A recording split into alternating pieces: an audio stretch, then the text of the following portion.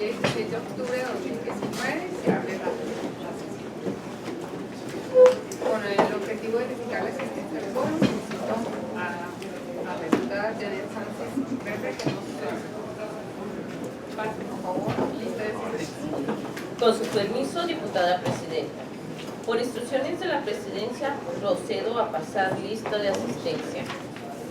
Diputada Blanca Gámez Gutiérrez.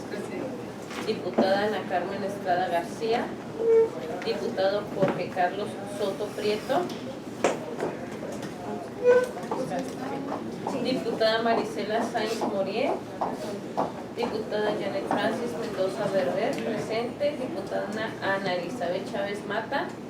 Diputado Omar Bazán Flores. Asimismo, hago de conocimiento a la presidencia que justificó su inasistencia la diputada Ana Carmen Estrada García, ya que le es imposible asistir a la presente reunión. También Ana Elizabeth Chávez Mata. También. Creo que ahorita llega antes, pero podrá acompañar. Hasta este momento, y esperando que ya llegó el diputado Soto Prieto, nos encontramos presentes 4 de los 7 miembros que estamos en las comisiones unidas. Tenemos por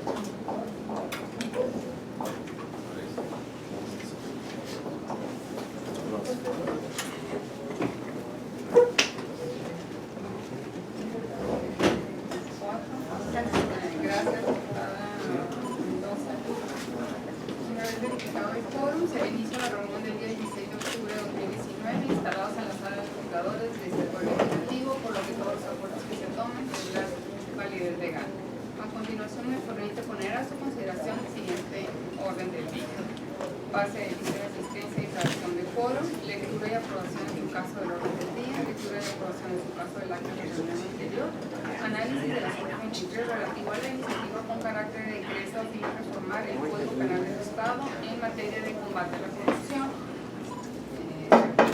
Contará con la presencia que ya está entre nosotros, la licenciada Gemma Chávez Durán, fiscal especializada en combate a la corrupción, asuntos generales. Texto, consulta y hora de término de la reunión. Una vez leído lo anterior, solicito a los secretarios que se va a poner a consideración de las diputadas y diputados presentes en el orden del día para su aprobación. Con su permiso, diputada presidenta. Por instrucciones de la presidencia, pregunto a las y los diputados. Respecto del contenido del orden del día, favor de expresar su voto levantando la mano en señal de aprobación. Quienes estén por la afirmativa, quienes estén por la negativa, quienes se abstengan. Informa a la presidencia que se han manifestado 4 votos a favor, 0 votos en contra y 0 abstenciones respecto al contenido del orden del día para la presente reunión. Gracias. En relación al punto número 3, solicito a la diputada secretaria pregunte si existe alguna observación respecto del contenido del acta de la reunión anterior, misma que fue circulada con antelación a esta reunión. Con su permiso, diputada presidenta. Por instrucciones de la presidencia, pregunto a los y las diputadas presentes respecto del contenido del acta de la reunión anterior, favor de expresar el sentido de su voto levantando la mano. Quienes estén por la afirmativa, quienes estén por la negativa, quienes se abstengan. Informa a la presidencia que se han manifestado 4 votos a favor, 0 votos en contra, 0 abstenciones respecto al contenido del acta anterior. Gracias, diputada secretaria. Se aprueba el acta de la reunión anterior de Comisiones Unidas. Aprobada, que es en relación al punto número 4, le doy la más cordial bienvenida a la licenciada Gemma Chávez, fiscal especializada en combate a la corrupción, que nos acompañen en esta mañana. Agradezco mucho su disposición por venir y compartir sus comentarios respecto a esta reforma al Código Penal. De veras, muy gracias y le damos la palabra. Muchas gracias, diputada, diputados presentes, todos. Gracias por la invitación. es verdaderamente importante para el quehacer en cuanto al combate a la corrupción del Estado de Chihuahua, fortalecer el sistema, las instituciones y todo lo que conlleva, pues es obviamente un arduo trabajo. Agradezco la oportunidad de comentar esta iniciativa y bueno, empezaré por lo que a mí me toca, que obviamente interesa para la función que yo desempeño, y es precisamente la conformación, más que los delitos en particular, la conformación de los títulos dentro del Código Penal de que se trata. ¿Por qué hablo de esto? Porque el artículo 122 de la Constitución del Estado dice que la Fiscalía Especializada en Combate a la Corrupción conocerá de los delitos que la legislación prevea. Y de ahí nos remite precisamente al artículo 2, apartado G, de la Ley Orgánica de la Fiscalía Especializada en Combate a la Corrupción.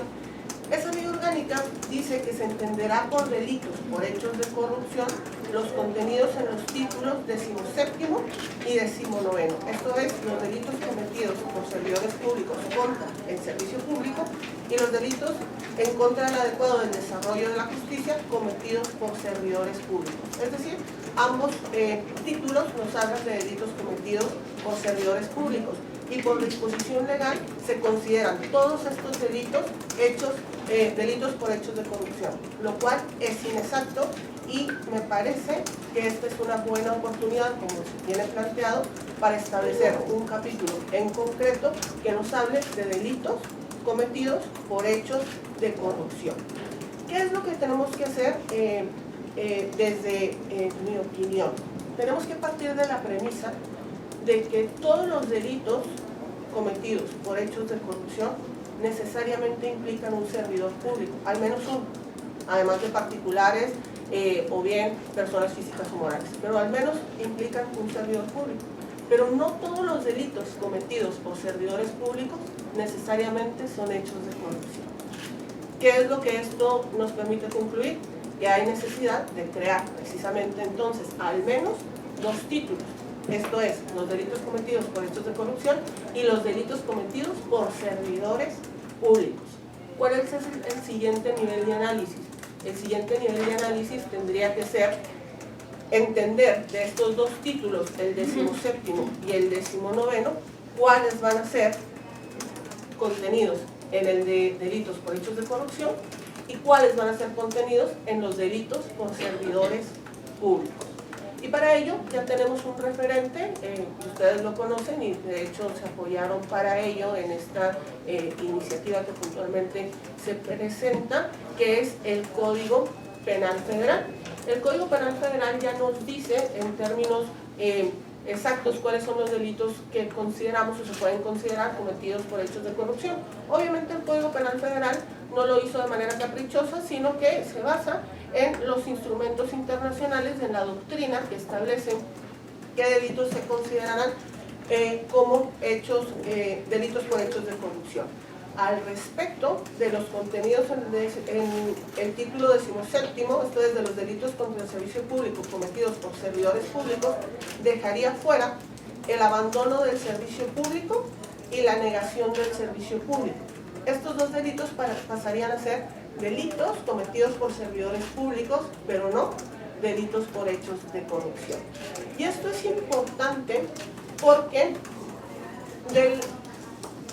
la razón de ser de crear un sistema nacional anticorrupción, un sistema estatal anticorrupción, y de hecho de estar en una tendencia por combatir la corrupción en todas sus manifestaciones, está precisamente la priorización de ciertos casos. Esto es, aplicar una política criminal que permita la discriminación de asuntos y que únicamente las fiscalías especializadas en combate a la corrupción conozcan de aquello que efectivamente es corrupción de la que conocemos de gran escala y demás. Es decir, hay corrupción pequeña, lo sabemos, pero también hay corrupción que implica grandes cantidades de dinero, funcionarios públicos de alto nivel, redes de corrupción, corrupción política, etc. Entonces, hacer una distinción puntual de cuáles delitos efectivamente son por hechos de corrupción y cuáles son cometidos por servidores públicos pero no conforman hechos de corrupción es prioritario para tener un primer filtro respecto a lo que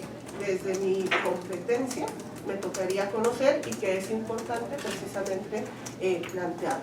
Entonces, de los delitos que actualmente la legislación del Estado de Chihuahua considera delitos contra el servicio público cometidos por servidores públicos y que en la iniciativa se contempla cambiar el nombre del título a delitos por hechos de corrupción, de acuerdo a lo que establece la legislación federal y los tratados internacionales, yo considero que debería de quedar fuera el abandono del servicio público, así como la negación del servicio público por ser delitos, como ya lo he dicho, cometidos por servidores públicos, pero no constituyen hechos de corrupción.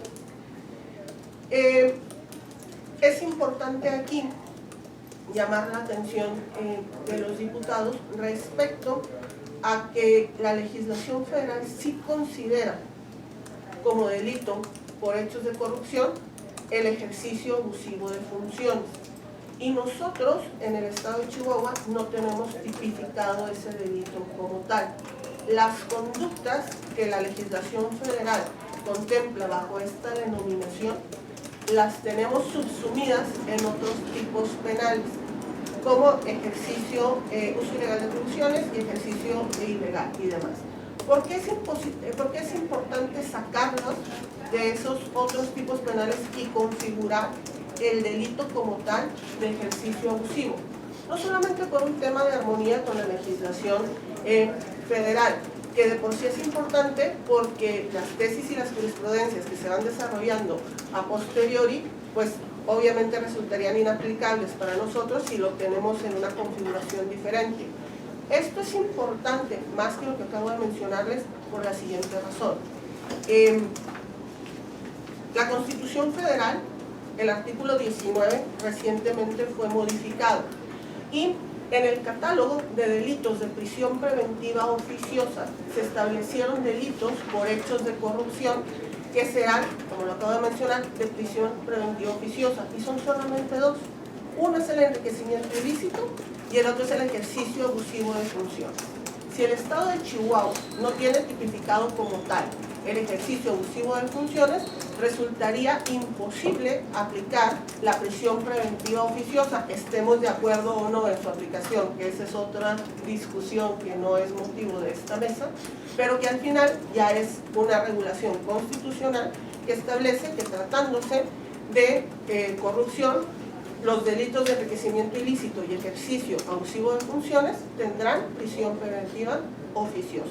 De ahí entonces que considero que habrá que hacer otro análisis a la reforma propuesta y tratar de configurar ese delito sacando las conductas que sí las tenemos tipificadas, pero incluidas dentro de otros tipos penales.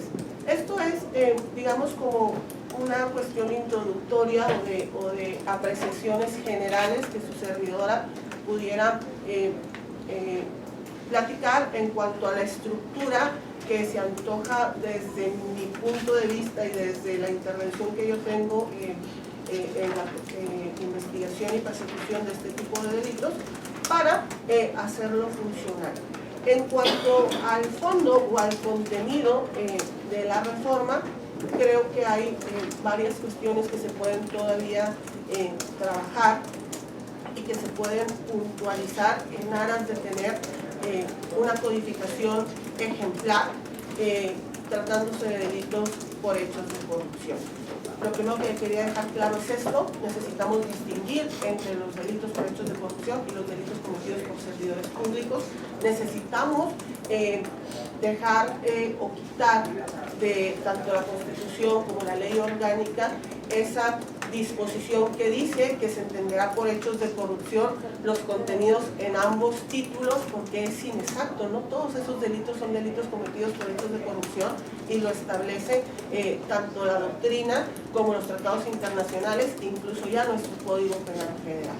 Ahora, respecto al fondo de cada uno de los delitos, me parecen en su mayoría adecuadas y precisas las correcciones o las modificaciones que se proponen, y solo quisiera llamar la atención de ustedes en dos o tres que me parecen de interés. Permítanme nada más encontrar el archivo porque no lo traigo, eso sí no lo traigo de memoria.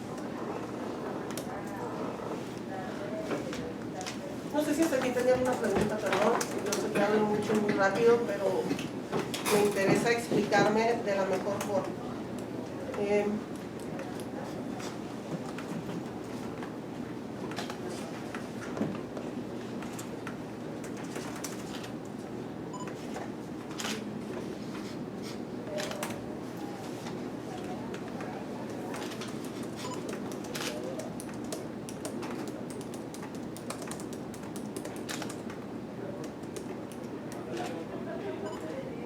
Perdón, algo que quiero llamar su atención y tiene relación con lo que acabo de platicarles también, es el delito de operaciones con recursos de procedencia ilícita.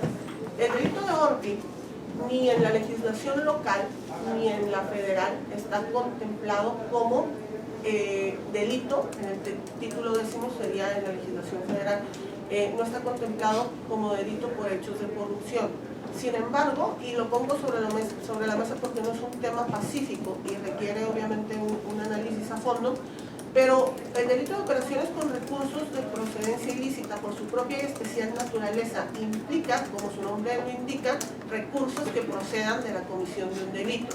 Y generalmente los delitos que dan origen a la existencia de esos recursos son los delitos cometidos por hechos de corrupción, es decir, el peculado, el enriquecimiento ilícito, el cohecho, etcétera, que logran que un servidor público se haga de determinada cantidad de dinero y entonces con ella pueda hacer acciones de ocultamiento, mezclar, etcétera, etcétera, todas las conductas que el código establece. Entonces, no es descabellado pensar incluir el delito de operaciones con recursos de procedencia ilícita dentro de los delitos cometidos por hechos de corrupción. Y esto es así porque sería un tanto contradictorio que el delito primigenio lo esté investigando, en su caso, la Fiscalía Anticorrupción, como sería el peculado o el enriquecimiento, pero el delito de operaciones con recursos de procedencia ilícita le correspondiera, no lo sé, a servidores públicos o a la Fiscalía General. Por poner un ejemplo, insisto, la discusión no es pacífica,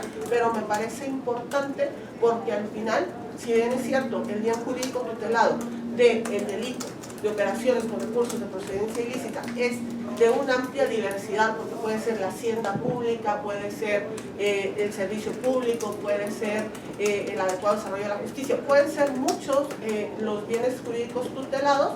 Lo cierto es que la gran mayoría de los delitos primigenios que dan origen a que existan esos recursos con los cuales se hacen operaciones diversas son precisamente delitos por hechos de corrupción, y por lo tanto considero que tendría que conocer también la Fiscalía Anticorrupción y por lo tanto las Fiscalías Anticorrupción del país, y por lo tanto tendría que estar dentro del capítulo. Lo pongo nada más a consideración de ustedes.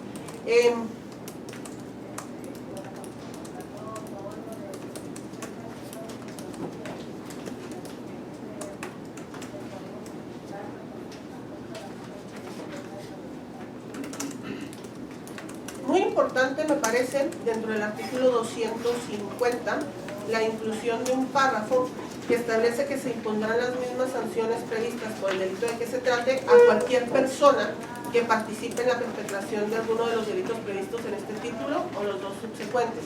Eso es muy importante, pues actualmente el Código Penal del Estado de Chihuahua pareciera, o bueno, deja como formas de autoría únicamente a servidores públicos, pero dejaba fuera a las personas, sean físicas o morales. Con esta adición permite considerar como autores de delitos por hechos de corrupción a particulares, llámese, o a personas, sean estas personas físicas o personas morales. Creo que es de las reformas más urgentes y adecuadas dentro de las que se propone precisamente la integración de este párrafo. Además, lo armoniza con lo que dispone el artículo 26 de la Convención Interamericana contra la Corrupción, que señala precisamente la responsabilidad de las personas jurídicas como partícipes de hechos de corrupción. Entonces, no solamente es adecuado, sino que nos da una armonización con las convenciones al respecto, con la Convención Interamericana. Otra de las cuestiones que puedo destacar es que en el artículo 251, no me voy a ir obviamente artículo por artículo, pero algunas cuestiones que me parecen importantes de analizar, es que se incluyen algunos criterios adicionales para la individualización de sanciones tratándose de estos delitos. Y por ahí hay uno que entiendo que viene motivado respecto a lo que establece la legislación federal, sin embargo, creo que merece un análisis adicional. Se adiciona el grado de responsabilidad del encargo, pero ya está contemplado el nivel jerárquico. Creo que el grado de responsabilidad del encargo te lo da precisamente el nivel jerárquico que ocupas. Entonces, desde mi punto de vista, es una doble regulación de la misma conducta. Pero, insisto, los expertos en eso son ustedes, sin embargo, me pareciera una doble regulación de la misma conducta porque, desde mi apreciación, el grado de responsabilidad del cargo te lo da precisamente el nivel jerárquico. Otra cuestión, y sin pronunciarme a favor o en contra, pero creo que también merece un análisis un poco más profundo antes de incluirlo, es la necesidad de reparar el daño y perjuicio causado por la conducta ilícita. Sabemos que el Código Penal ya prevé en el artículo 43 la necesidad del pago de la reparación del daño. Eso lo sabemos. Sin embargo, estamos hablando que además de tener que pagar la reparación del daño, te va a agravar la pena si estás frente a un delito que implica reparación del daño. Desde mi punto de vista es una doble punibilidad respecto a la misma conducta, porque entonces, si ya está reparado el daño o no hay daño que reparar, que sería un poco difícil que sucediera tratándose de delitos por hechos de corrupción, más no imposible, insisto, nada más difícil, pareciera que tendría un privilegio en la pena las personas que se localizaran en este supuesto. Es decir, creo que hace una discriminación negativa respecto de quienes, habiendo cometido exactamente la misma conducta, no tienen que reparar el daño. A ver, la reparación del daño en sí mismo ya es una pena, entonces me parece que estamos haciendo una doble regulación de lo mismo. Insisto, sin pronunciarme a favor o en contra, nada más lo pongo sobre la mesa porque creo que hay una necesidad de volverlo a valorar como algo o un criterio para agravar la pena. Es que en sí mismo ya es una pena reparar el daño, entonces lo pongo a su conciencia. Y al final se establece, sin perjuicio de lo anterior, la categoría de funcionario o empleado de confianza será una circunstancia que podrá dar lugar a una agravación de la pena. No estoy en desacuerdo que por ser funcionario o empleado de confianza se pueda agravar la pena, pero el tema es la redacción, porque si te dice podrás agravarlo, lo sigues dejando al arbitrio de quien es el juzgador si realmente lo agrava o no. Entonces, o dices que lo agravas, o deberá agravarlo, o no lo agravas. No sé si me explico, porque sigue siendo una situación que al final, pues, queda abierta a un criterio que no te da, desde mi particular apreciación, lo que tú quieres, que es que siendo un servidor público con estas características, empleado de confianza, pues obviamente merezca una pena mayor al dejarlo al arbitrio. Entonces es un tema de redacción, con independencia de estar o no de acuerdo, que también me parece un poco cuestionable. Bien, me podría ir uno por uno, pero creo que no nos alcanzaría la sesión. Sin embargo, me comprometo a hacerles llegar mis observaciones. Sí, claro.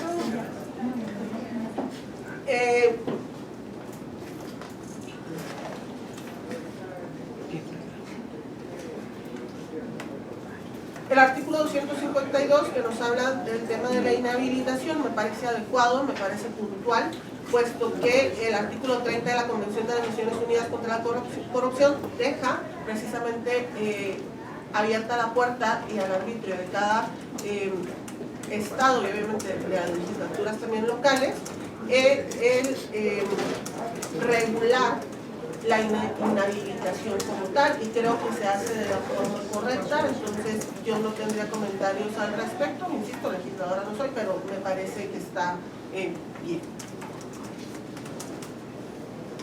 En cuanto al incremento de las penas, ahí es un tema obviamente, y esto lo digo porque se plantean incrementos de penas en diversos delitos, entonces no me iré de uno por uno, únicamente dejo igual sobre la mesa el tema de que efectivamente el incremento de las penas, hay estudios y ustedes lo saben tener en cuenta, de que sí, en ciertos casos se puede inhibir la problemática delictiva, sí sirve para ejemplificar y demás, pero también es cierto que más que incrementar o endurecer las penas, lo que tenemos que privilegiar es hacer que los tipos penales sean acreditables. ¿A dónde voy? Que lejos de cuidar una pena amplia, tengo que cuidar mejor el contenido y la redacción del tipo penal para que sea aplicable. En la actualidad tenemos algunos tipos penales que por su estructura compleja resultan inoperables, es decir, de muy difícil comprobación y sin embargo ahí están con penas altísimas. Entonces, creo que sin estar en desacuerdo de un incremento de las penas, creo que en lo que tenemos que fijarnos es en la redacción del tipo penal y los elementos que incluye para poderlos hacer operables. Eso de manera transversal a toda la propuesta o a toda la iniciativa. ¿Sí podemos decir algo? ¿Disculpa? ¿Podemos decir algo hasta el final? No, claro, yo soy invitada aquí nada más. Es que sobre el incremento de la pena yo coincido totalmente en que lo que hay que hacer es aplicar la ley. Pero en tratándose de los delitos de corrupción, por la naturaleza de los mismos y porque precisamente si las penas son bajas, estamos tratando con personas inteligentes, educadas, informadas, que para realizar los actos ilícitos generan todo un proceso de maquinación. Entonces sí, a mí me parece que sí debemos de manejarlo con un poco más de lógica diferente. A mí mi opinión siempre ha sido esta: cuando veo que las penas que se le aplican, que las penas y el procedimiento para poder enjuiciar a un servidor público que dispone de recursos así de manera sí, evidente, es complicadísimo. En cambio, cuando un empleado mío dispone de recursos en mi despacho, ahorita no lo puedo ni siquiera administrar en mi despacho, no se lo digo, al día siguiente lo tengo denunciado, y si lo agarran con el dinero todavía lo tengo en la cárcel. Aquí un presidente de Biahumada se robó 2 millones de pesos, se los robó así. Le mandamos 4 millones de pesos para que los aplicara en A. Aplicó 2,5 millones y los otros 2 todavía no sabemos dónde quedaron, y lo vamos a saber hasta que se termine el informe del año 2018. Entonces, esa es las dos cuestiones, ¿no? Claro, diputado de la Rosa, pero creo que con su intervención me da la razón. ¿En qué sentido? En que no es la pena la que hace la diferencia, sino es la complejidad del tipo penal que lo hace inoperable para ciertos sujetos o ciertas personas que tienen de alguna forma cierto privilegio. Entonces, creo que es no nada más el tipo penal, sino incluso el cómo está diseñado el procedimiento para lograr que esa persona enfrente a la justicia, porque como usted lo dice, tratándose de un empleado común, usted va y lo denuncia directamente. Tratándose tal vez de un presidente municipal, tiene que haber la auditoría superior, tiene que detectarse la irregularidad, tiene que pasar al Congreso, tiene que autorizarse, tiene que estar, y luego entonces se procederá. Pero no es un tema de penas, sí, es un tema de procedimientos. Y luego cuando lo terminemos de ver, le va a tocar una pena. No, claro, por eso insisto, digo creo que tenemos que simplificar el procedimiento, entender y simplificarlo, establecer presunciones de jure para efectos de iniciar los procesos, y finalmente ampliar las penas. si queremos impactar profundamente en el problema de la anticorrupción, pero es mi opinión y ya no quiero que... Claro, nada más que en el tema de las presunciones tenemos que distinguir entre las presunciones juris tantum y las presunciones juris de jure, y el derecho penal mexicano por su propia especial naturaleza no admite las presunciones juris de jure, tienen que ser juris tantum a lo más para que dé la posibilidad de defenderse, porque si establecemos presunciones juris de jure, pues para que tenemos un proceso penal, vámonos con la pura presunción y que no se defienda, ¿no? Bien. Se me olvidó a ti. Pero así podemos hablar en castellano porque yo como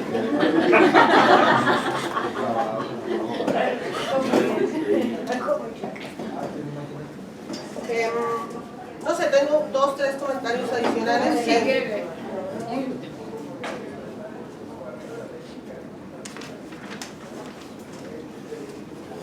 Otro tema que se repite en 2 tipos penales, que es el cambio o de denominación de ilegal por ilícito. Esto adecuando precisamente a la legislación federal. Otra vez, sin estar a favor o en contra, nada más me gustaría que se tuviese especial cuidado en verificar la amplitud de ambos vocablos, porque de entrada lo ilícito pudiera ser aquello que constituye delito, lo ilegal es aquello que va en contra de la ley, y desde mi punto de vista pudiera ser un poco más amplio ilegal que ilícito, y tal vez valdría la pena replantearnos si es necesario o no cambiar lo ilegal por lo ilícito, con independencia de que pudiera no estar armonizado con la legislación federal, pero a veces tenemos que analizar precisamente, como lo dice el diputado de la Rosa, la utilidad a lo que realmente nosotros queremos, y si lo que queremos es ampliar o restringir la conducta, y la ilegalidad y la ilicitud no son lo mismo. Y sobre ese particular se repiten 2 delitos, entonces creo yo que valdría la pena una segunda vuelta en la revisión en cuanto a la amplitud de los conceptos y ver cuál consideramos más adecuado de acuerdo a lo que queremos lograr con esa reforma.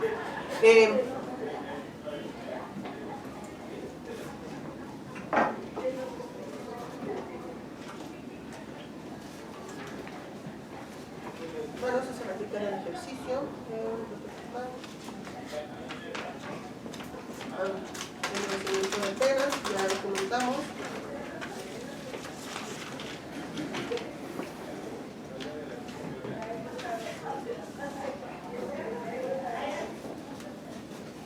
El artículo 259, respecto a la ampliación del tipo penal, me parece adecuado en el sentido de que no solamente es quien obtenga sueldo o dádivas, sino quien las obtenga, las exija o las solicite. Esto es ampliar los verbos rectores, 2 conductas adicionales, me parece adecuado, además de que se empata precisamente con lo que establece la legislación federal y también los tratados internacionales.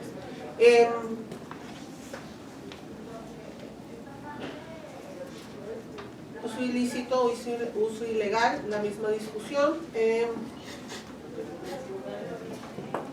Ya les mencionaba yo sobre la importancia de crear el tipo penal del ejercicio abusivo, no solamente para empatarlo con la legislación federal, sino para armonizar con los delitos de prisión preventiva oficiosa que establece el artículo 19 constitucional, y que nosotros sí tenemos esas conductas tipificadas, pero subsumidas en otros tipos penales.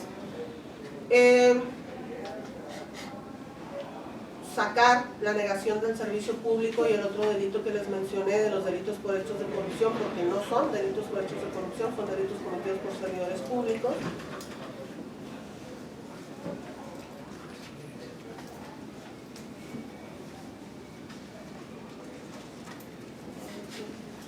Me parece, también el cohecho me parece adecuado en términos generales, las ampliaciones que se establecen. Y hablando de presunciones, nos vamos precisamente al enriquecimiento ilícito. El enriquecimiento ilícito es precisamente uno de los pocos delitos que establece tanto la Federación como los códigos penales locales, que llevan inmersa una presunción juris tantum precisamente en su contenido o en su redacción. Esto es que pareciera revertir la carga de la prueba, no al Ministerio Público, sino al servidor público o al particular en su caso, que es quien tiene que acreditar la licitud de su incremento patrimonial. Se plantea una redacción diferente a como está actualmente el enriquecimiento ilícito, y básicamente se trata de medio empatar con la redacción del Código Federal. Creo que vale la pena darle una segunda vuelta, una segunda revisada a ese tipo penal, porque agarramos, o me parece a mí, insisto, hablo desde un punto de vista donde solamente aprecio, me parece que se tomó como base el tipo penal federal, pero a la hora de trasladarlo a la iniciativa nos vimos creativos y le pusimos como fracciones y sacamos un poco de contexto de lo que se trata. Entonces me parece que queda mucho más adecuada la redacción como lo dice el Código Penal Federal a como lo pusimos en la iniciativa, y aunque dicen lo mismo, descontextualiza en el momento en que habla en el 272 y dice: existe enriquecimiento ilícito cuando el servidor público no puede acreditar el legítimo aumento de su patrimonio. Por técnica legislativa, eso ni siquiera es un tipo penal, es una definición. Existe enriquecimiento ilícito cuando el servidor público no puede acreditar el legítimo aumento de su patrimonio. Esa es una definición, eso es un tipo penal. Creo que está bien como establece la legislación penal, que dice: a quien con motivo de desempleo, cargo, comisión en el servicio público haya incurrido en enriquecimiento ilícito. Se entenderá por enriquecimiento ilícito, y además se considerará no solamente esa situación, sino aquel que incluso sin serlo dentro de los siguientes, del término del encargo, los 2 años posteriores, incremente injustificadamente. La redacción del tipo penal federal, como está, me parece buena, es el modelo para el que agarraron, pero le hicieron ahí una división en fracciones que creo que demerita un tanto el objetivo como tal. Efectivamente lleva implícita la presunción juris tantum y me parece adecuado porque no revierte la carga de la prueba. La carga de la prueba la tiene que hacer el Ministerio Público, y en el enriquecimiento ilícito se tienen que acreditar 2 cosas. Una,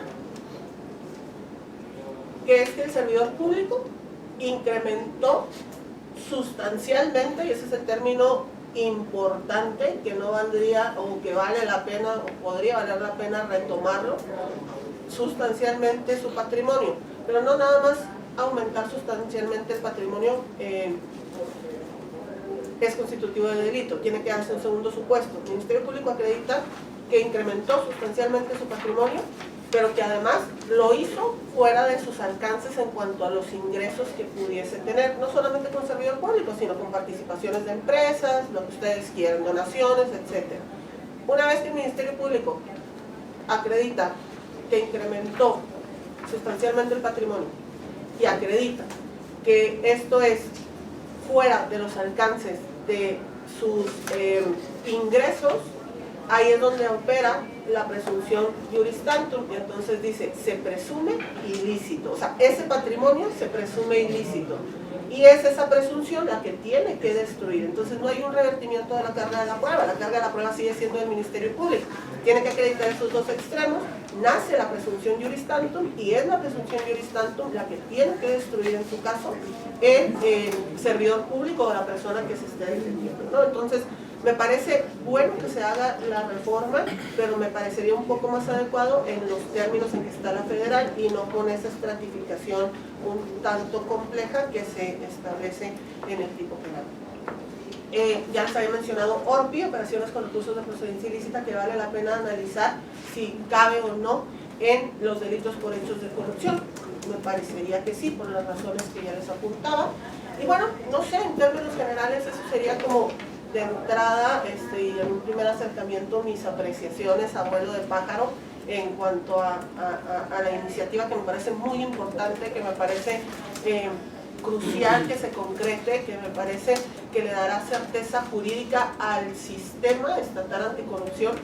¿En qué sentido? En el sentido de saber ya con claridad cuáles delitos sí son por hechos de corrupción y cuáles son delitos por servidores públicos, porque insisto, Tenemos una fiscalía especializada en combate a la corrupción, pero también tenemos una fiscalía o una unidad de delitos cometidos por servidores públicos. Ya como está actualmente la legislación, la fiscalía anticorrupción tiene que conocer de todos, aun y cuando tenemos una fiscalía de servidores públicos, la cual no desapareció con la creación de la fiscalía. Entonces es bien importante hacer esa distinción, que no implica nada más la modificación del Código Penal, aunque sí en un inicio, sino también de la ley orgánica, incluso al curso. No sé si tengan alguna pregunta. ¿Dígame? En esta parte del enriquecimiento ilícito, y es una pregunta y es una duda que siempre he tenido. Es lo siguiente, mire, estamos nosotros obligados a brindar un informe, el caso Barlet, un informe de cuáles son nuestros bienes, cuál es nuestro patrimonio,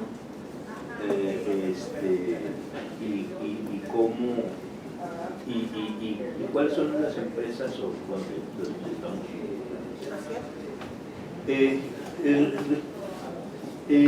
Repentinamente, cuando en mi opinión, lo que yo quisiera como forma de plantear, que el enriquecimiento ilícito se considerará a partir de tu patrimonio. Es decir, lo que establece la presunción de mi patrimonio, cuál es mi patrimonio, lo que declaro que tengo de y que eso sea la base para entender si aumentó sustancialmente el patrimonio.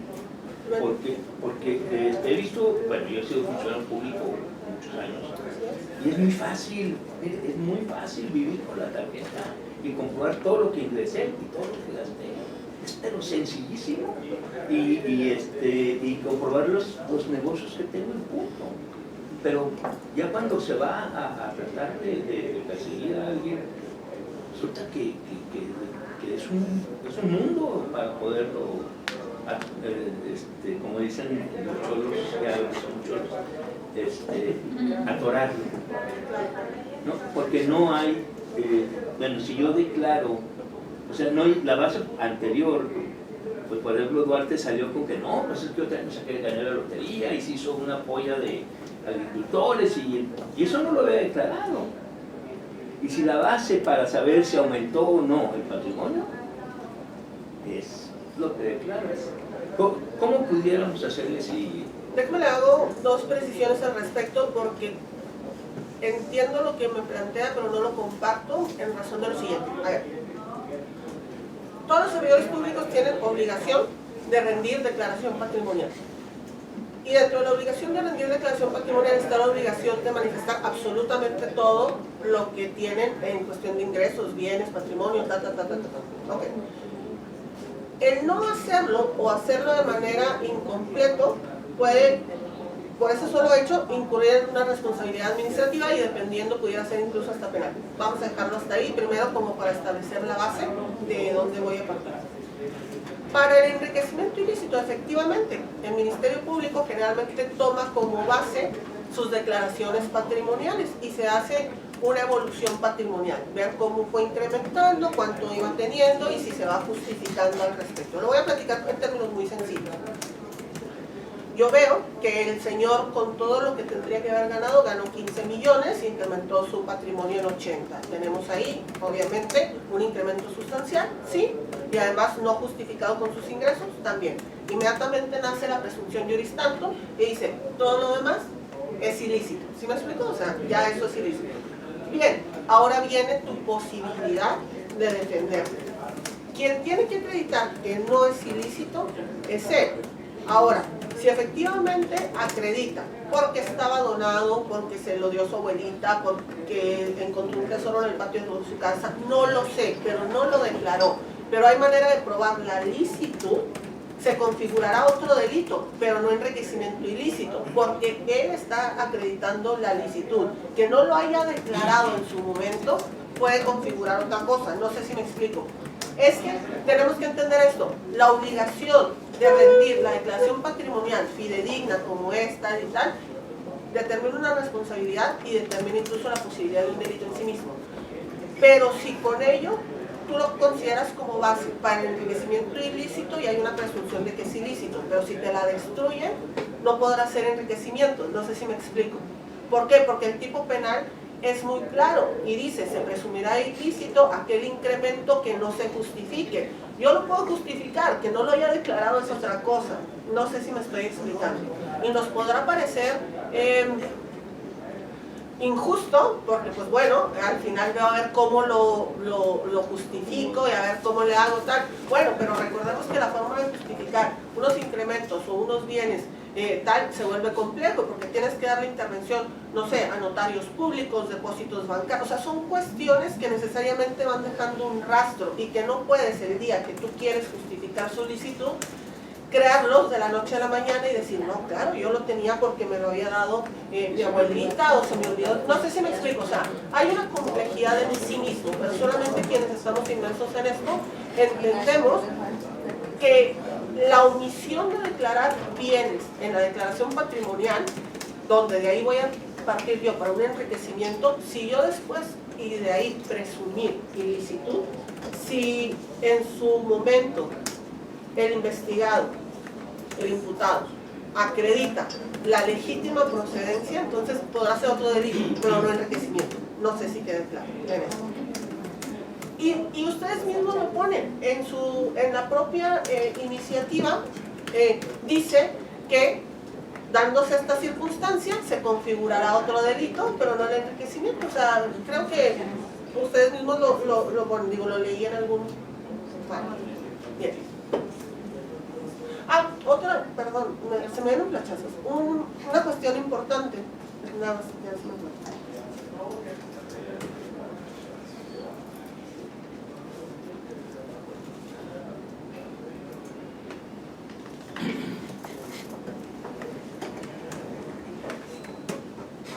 En el delito de ejercicio, permítame, yo lo busco.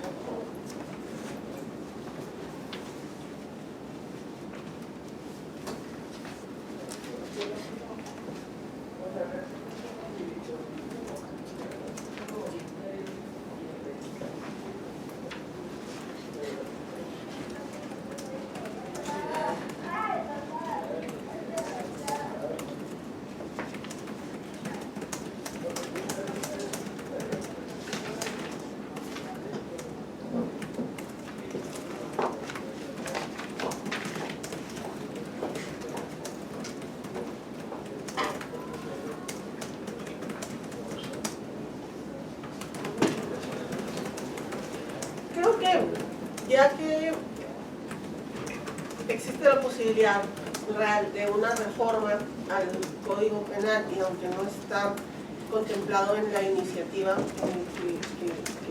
que me hicieron el favor de compartirme, el delito de ejercicio ilegal, aunque se establece ejercicio ilícito del servicio público, más que la denominación del título hay que hacer una revisión de los contenidos.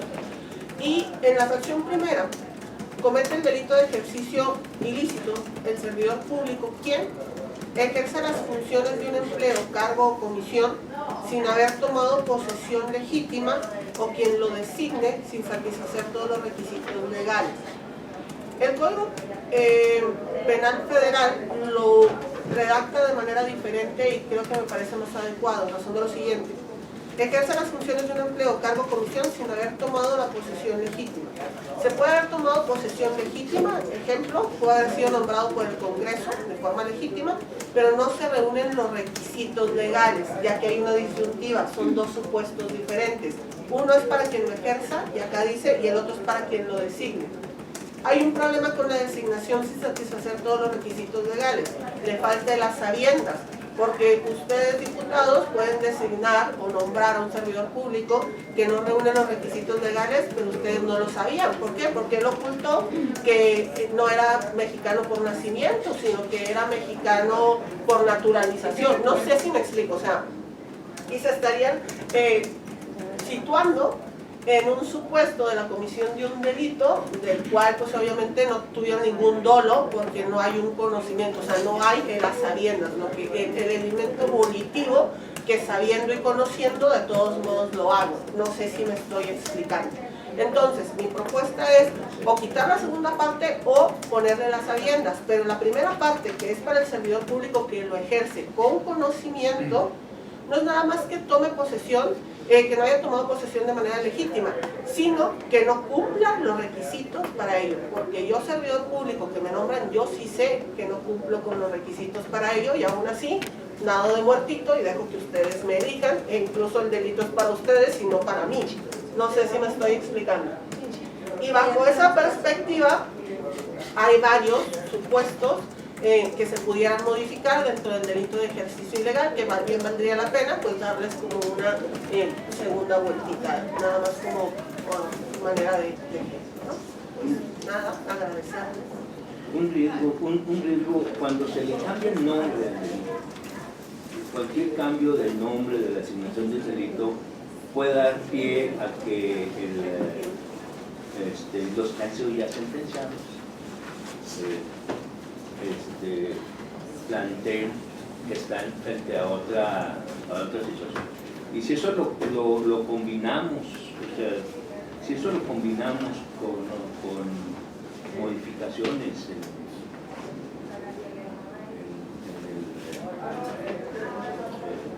el tipo, implicamos cierto riesgo a los que están siendo procesados. No necesariamente, porque la ley hace la distinción al respecto en cuanto a la aplicación retroactiva. En este caso, obviamente sabemos que es aplicable, bueno, se aplicará retroactivamente en beneficio, no en perjuicio. Pero además, hay que entender la distinción en cuanto a la ley adjetiva y la ley sustantiva para poder aplicar de manera retroactiva. En este caso, la codificación penal se aplica a partir de la reforma y hacia adelante, es decir, no es legislación procesal. Por lo tanto, no tendríamos el problema. Es cierto que hay la posibilidad, cuando una conducta, y lo establece la ley muy clara, deja de ser delito. Pero en este caso no estamos hablando de que la conducta deja de ser delito. La conducta pasa a ser otro delito, pero no deja de ser delito. Es decir, no estás despenalizando la conducta. Y son cuestiones que tenemos que entender que son totalmente diferentes. No, nada más, yo fui director del CESO, yo no sé los sociales. Sí, Y no sé. resoluciones así de la Secretaría de Gobernación, en donde ordenaban la liberación, porque había cambiado el título y cualquier cambio en la definición del título lo interpretaban, sobre todo lo interpretaban en algunos casos donde entendía uno que había habido mano negra, por no decirlo.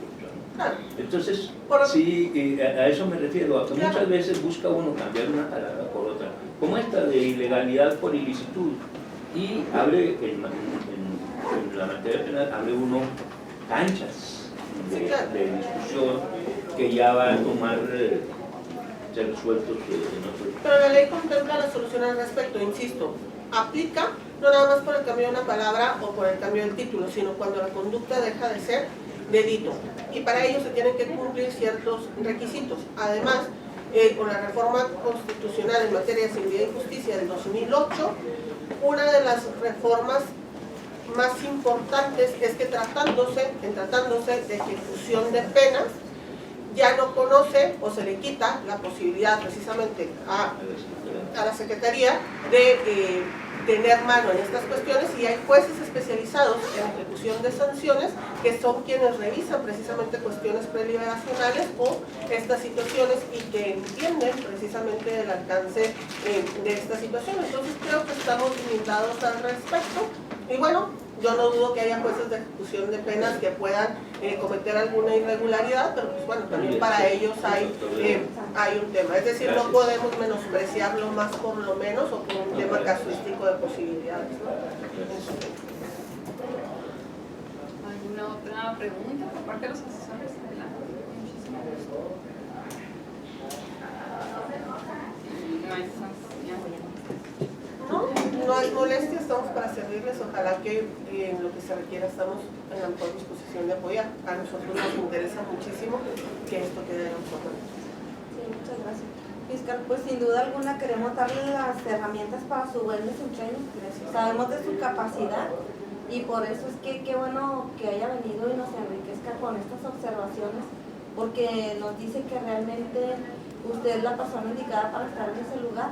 Ya nada más nos compete a nosotros escucharlo para que pueda desempeñar bien su función y hacer las observaciones que nos ha hecho en este momento. Sí me gustaría que se tomaran en cuenta, porque finalmente usted es la que los va a aplicar y nos está diciendo desde ahorita por dónde podría existir una puerta giratoria que está criticada por la sociedad y que la podemos prevenir desde este momento.